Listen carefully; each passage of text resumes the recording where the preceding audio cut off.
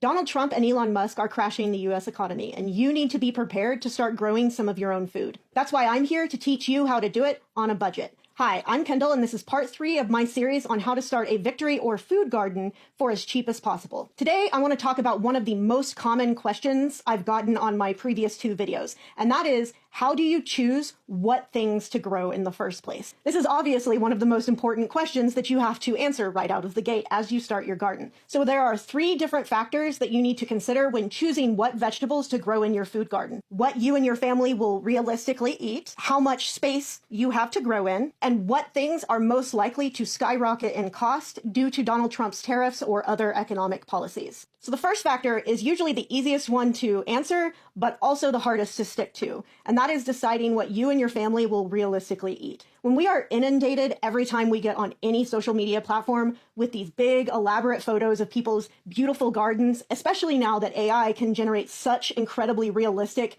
pictures that we're not even just being inundated with pictures of other people's actual gardens, we're being inundated with pictures of gardens that do not and could not even exist in the first place. It can be really easy to get sucked into the desire to want to grow as many different things as possible and have as beautiful of a garden as possible. That is a trap. Please do not fall into it. You need to sit down and think through not only what vegetables that you love, but the other people in your household, particularly your children. You know them best, and kids tend to be the pickier eaters. So what vegetables can you realistically get them to eat? Those are the vegetables that you should focus on growing. The second factor is how much space do you have to grow in? So first of all, if you are in a situation where you have very limited space, whether that's living in an apartment and having to do only in containers or just having a very tiny garden plot, you should strongly consider looking for container varieties of whatever vegetables that you are going to grow. Many different vegetables will have a container variety that is a much more compact plant. It typically needs less vertical support. It just overall is a much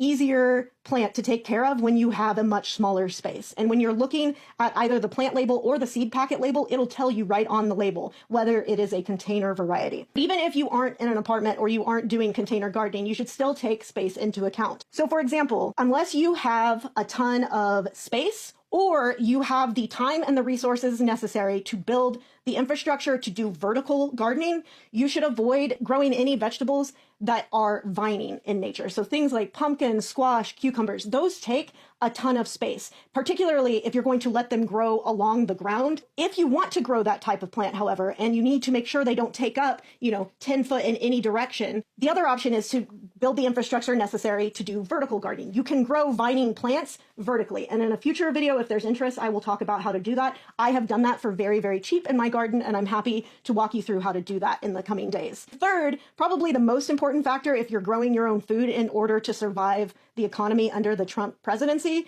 is to think about what vegetables are most likely to go up in cost because of Trump's tariffs. And that mostly means thinking through what vegetables are we getting from Mexico that we can easily grow on our own. When you think about vegetables coming from Mexico, the one that always comes to people's minds first is avocados. I'm going to tell you right now, just don't even worry about that. Growing avocados is not a thing that happens in a single season. Avocados grow on a tree, and it takes a long time for a young avocado tree to grow to the point of bearing fruit. I can talk about how to do it in a future video if there's interest, but that is not something that you are going to do in a single growing season. However, there are several vegetables that we get primarily from Mexico that do grow in a single season. A ton of our tomato varieties come from Mexico. So if you are a big tomato person, definitely plan on growing tomatoes. Bell peppers, strawberries, cucumbers, and squash are also really important ones. If those are an integral part of your or your family's diet and you have the room to grow them, definitely consider prioritizing those plants because those are all plants that we get more than 50%